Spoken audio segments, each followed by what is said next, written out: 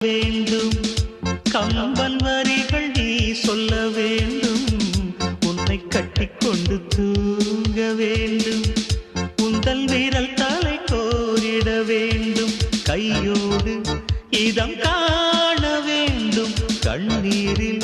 குளிர் காய வேண்டும் உதட்டுக்கும் உதட்டுக்கும் தூரம் வேண்டும் உயிருக்குள் உயிர் சென்று சேர வேண்டும் தாயாய் சேயாய் மாற வேண்டும் புத்தம் புது மலரே